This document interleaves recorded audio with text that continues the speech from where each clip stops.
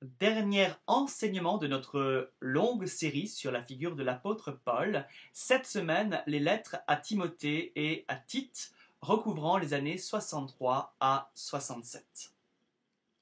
On les appelle lettres pastorales parce qu'elles sont des règles de vie et d'action données à des pasteurs en vue de la direction des églises. Des sujets nouveaux étant abordés, le langage est un peu renouvelé et certains commentateurs pensent que ces lettres ne sont pas de saint Paul. Même si cette opinion ne remet pas en cause le fait qu'elles appartiennent à l'Écriture sainte et qu'elles sont donc des paroles de Dieu, elles ne s'imposent pas. Ce sont de vraies lettres, écrites dans des circonstances précises, pleines de détails qui n'auraient aucun sens si elles étaient inventées.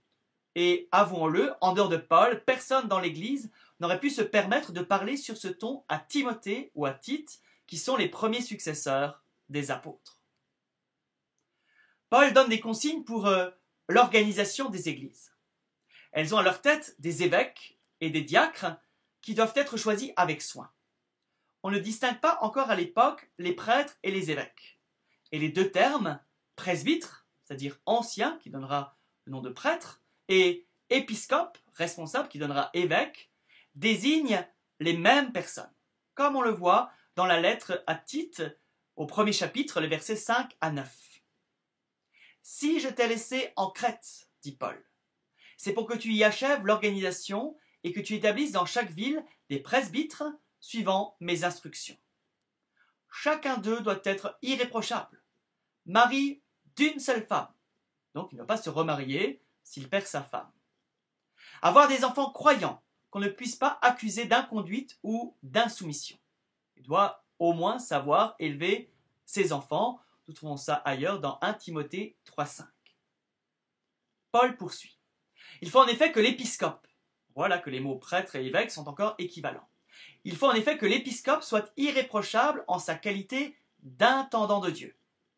Ni arrogant, ni coléreux, ni buveur, ni batailleur, ni avide de gains honteux. Il doit être hospitalier, ami du bien, pondéré, juste, saint, maître de soi, fermement attaché à la parole, digne de foi, qui est conforme à l'enseignement, c'est-à-dire à la tradition de l'Église qui vient du Christ. Ainsi, conclut Paul, sera-t-il capable d'exhorter dans la saine doctrine et de réfuter les contradicteurs. Paul insiste sur la fidélité à la saine doctrine, c'est-à-dire au dépôt de la foi qui ne nous appartient pas et qu'il faut transmettre avec une fidélité absolue. Garde le bon dépôt par l'Esprit Saint qui habite en nous. 2 Timothée 1,14. Paul est exaspéré par les missionnaires judéo-chrétiens qui racontent n'importe quoi. Tite 1, 10 à 12. Certains condamnent le mariage. 1 Timothée 4,3. D'autres prétendent que la résurrection a déjà eu lieu. 2 Timothée 2,18. Après lui avoir donné des avertissements, il faut écarter celui qui est hérétique. Tite 3,10.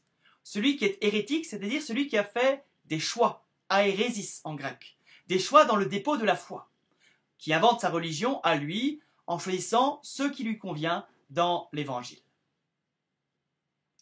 Timothée doit transmettre l'évangile qu'il a reçu de Paul et le confier à des hommes qui sauront rester fidèles à cette tradition venue du Christ. Ce que tu as appris de moi, dit Paul, en présence de nombreux témoins, confie-le à des hommes fidèles qui seront eux-mêmes capables de l'enseigner encore à d'autres. 2 Timothée 2,2. On ne peut pas prendre à la légère la parole de Dieu, et ceux qui se donnent du mal pour enseigner ont un mérite particulier. Les presbytres qui exercent bien la présidence méritent double honneur, surtout ceux qui peinent au ministère de la parole et à l'enseignement. 1 Timothée 5, 17. Voilà, bien rassuré.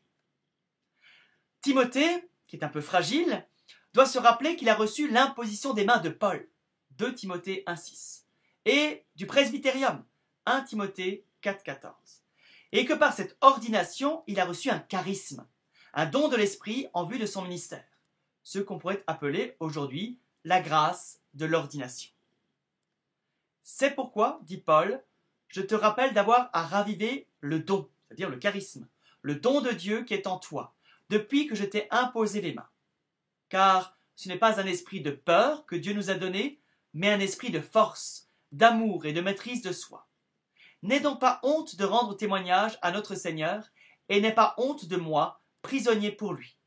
Mais souffre avec moi pour l'Évangile, comptant sur la puissance de Dieu. Si Jésus a voulu et a fait une église, c'est parce que la foi est transmise avant tout par le témoignage des croyants. Elle a d'abord été transmise à Timothée, par Loïs, sa grand-mère, et par Eunice, sa mère. Nous trouvons ça en 2 Timothée 1,5. Et ensuite par Paul, 2 Timothée 2,2. Mais cette transmission de la foi se réfère constamment à l'Écriture sainte. Ainsi Timothée a été instruit de l'Écriture depuis l'enfance. Mais toi, dit Paul, demeure dans ce que tu as appris depuis ta tendre enfance. Tu connais les saintes Écritures. Elles ont le pouvoir de te communiquer la sagesse qui conduit au salut par la foi qui est dans le Christ Jésus. Toute Écriture est inspirée de Dieu et utile pour enseigner, pour réfuter, pour redresser, pour éduquer à la sainteté. 2 Timothée 3, 14 à 16. L'Écriture est donc inspirée par Dieu. C'est une parole de Dieu. Il s'agit de l'Ancien Testament, mais aussi de l'Évangile, qu'il cite déjà comme Écriture. L'Écriture dit en effet, tu ne muselleras pas le bœuf qui foule le grain. Et encore, l'ouvrier mérite son salaire. 1 Timothée 5, 18. À une époque où les 4 évangiles sont à peine achevés, Paul cite déjà une parole de Jésus comme faisant partie de l'Écriture. Il a peut-être entre les mains une version écrite, même si elle est provisoire, d'un évangile. Et il donne ce conseil à Timothée. En attendant ma venue, consacre-toi à l'écriture, à la lecture de l'écriture, à l'exhortation, à l'enseignement. 1 Timothée 4, 13. Alors on peut conclure cette étude par ce testament spirituel de Paul que nous trouvons dans 2 Timothée 4, 1 à 2. Devant Dieu et devant le Christ Jésus, qui doit juger les vivants et les morts, je te le demande solennellement, au nom de sa manifestation et de son règne.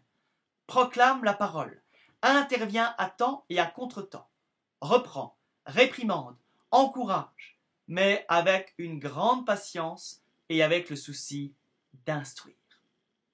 Dans ce dernier chapitre des écrits de Paul, vous voyez la solennité étonnante avec laquelle il nous demande d'annoncer l'Évangile. Que Dieu vous bénisse, qu'il fasse de vous des témoins de sa parole à l'école de l'apôtre Paul. Belle rencontre, belle semaine.